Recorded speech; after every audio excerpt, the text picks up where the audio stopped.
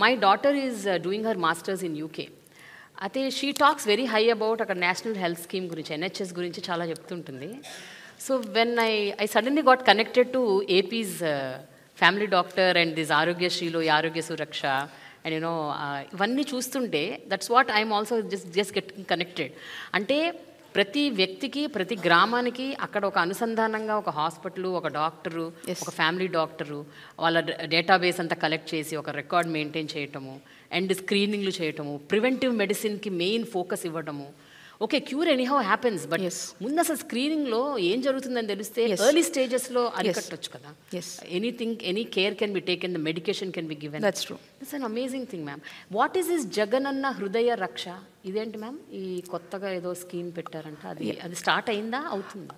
ఇప్పుడు మనము స్టెమీ అని మనం రోల్అవుట్ చేస్తున్నామండి. ఓకే. సో బేసిక్గా ఈ ప్రోగ్రామ్ కాన్సెప్ట్ ఏంటంటే, ఎవరికైనా ఒక హార్ట్ సంబంధించినటువంటి ఏదైనా ఇష్యూ వచ్చినప్పుడు ఒక గోల్డెన్ అవర్లో ఆ పేషెంట్ని ప్రాపర్గా రౌట్ చేయడము అండ్ ఆ గోల్డెన్ అవర్లో పేషెంట్ని సేవ్ చేయడం అనేదాన్ని మనము స్టెమీ ప్రోగ్రామ్ అంటూ ఉంటాం.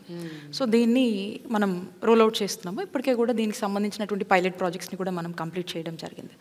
సో ఈ ప్రోగ్రామ్ వచ్చేసి ఏంటంటే, ఆ టైంలో ఈ హార్ట్కి సంబంధించిన ఇష్యూ వచ్చినప్పుడు సో ఎక్కడికి వెళ్ళాలి, ఇమీడియట్ అటెన్షన్ కావాలి మనకి. So with in few hours attention needed. So ఇంటి నుంచే మనము ఏ విధంగా ఆ పేషెంట్ని రౌట్ చేయాలి, నియరెస్ట్ ఫెసిలిటీ ఏంటి, కావాల్సినటువంటి ట్రీట్మెంట్ ఏంటి అనే దాని మీద ఈ స్టెమీ ప్రోగ్రామ్ అనేది వర్కౌట్ చేయడం జరిగింది. సో ఈ విత్ ఇన్ ఫ్యూ అవర్స్లో వాళ్ళకి కావాల్సినటువంటి ట్రీట్మెంట్, వాళ్ళకి కావాల్సినటువంటి కన్సల్టేషన్, అంటే ఇంట్లోంచే ఓవర్ ది ఫోన్.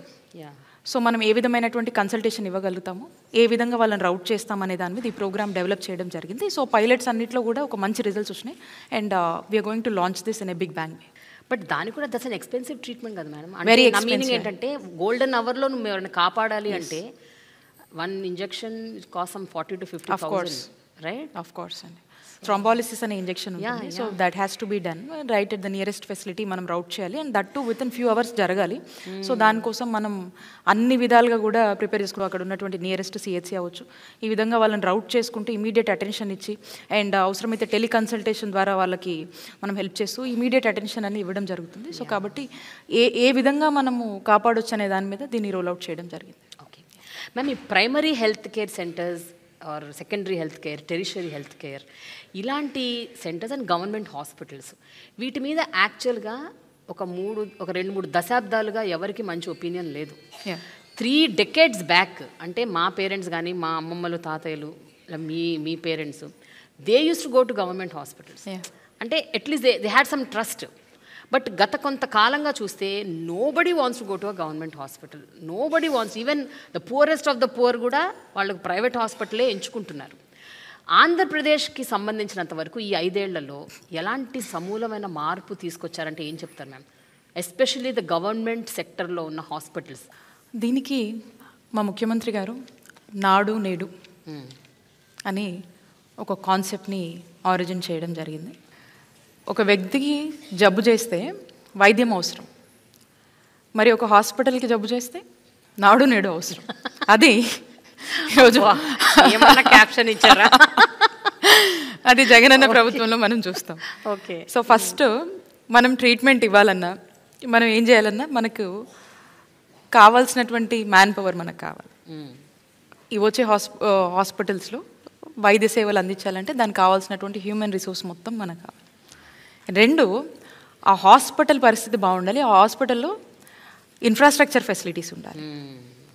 కావాల్సిన అన్ని ఫెసిలిటీస్ ఉన్నప్పుడే ఆ ఉన్న డాక్టరు ఆ ఫెసిలిటీస్ని వాడుకొని he can treat the patients. ప్రతి మండలంలో 2 పిహెచ్సిలు ఉండాలనేది ముఖ్యమంత్రి గారి ఆలోచన.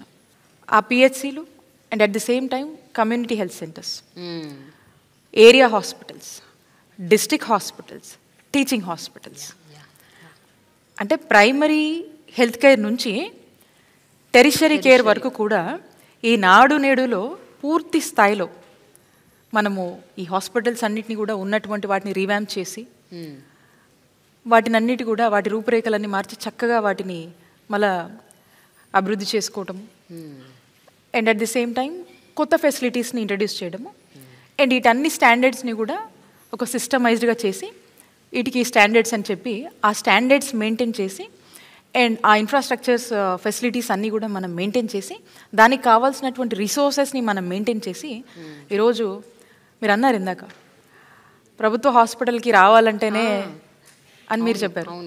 ఈరోజు మేము ఎప్పుడైనా ప్రభుత్వ హాస్పిటల్ డెఫినెట్గా అండి. అంటే ప్రభుత్వ హాస్పిటల్కి వెళ్ళంటే ఒకరోజు నేను ఆన్ ది స్టేజ్ కొంచెం సిక్ అయ్యాను. ఇన్ఫ్యాక్ట్ మా హెల్త్ ప్రోగ్రామ్ అది ఒక ఫెసిలిటీని మేము ఓపెన్ చేసాము.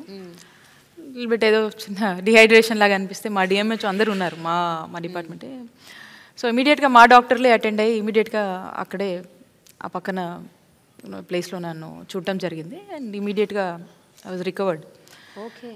అంటే ఇమీడియట్గా ఆన్ స్టేజ్ జరిగింది, మా వాళ్ళు ఇమీడియట్ అటెన్షన్ ఇచ్చి అక్కడే చూసి ఇచ్చేసినటువంటి పరిస్థితులు. సో అంటే నాకు మా వాళ్ళు ఇమీడియట్గా అక్కడ చూసుకొని అంటే దాన్ని బట్టి మీరు అర్థం చేసుకోండి ఏ కైండ్ ఆఫ్ కాన్ఫిడెన్స్ మనకు ఈరోజు ప్రభుత్వ ఫెసిలిటీస్ మీద ఉన్నటువంటి అన్నీ మనం ఏర్పాటు చేసినటువంటి ఫెసిలిటీస్ మీద మనకు నమ్మకం అనేది వస్తుందనేది దీన్ని బట్టి మీరు అర్థం చేసుకోండి.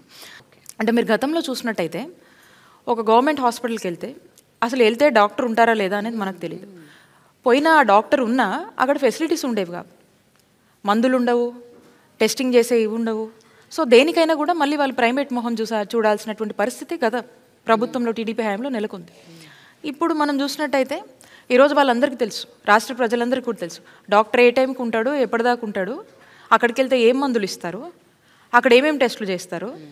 సో అక్కడికి వెళ్తే దే ఆర్ టేకెన్ కేర్.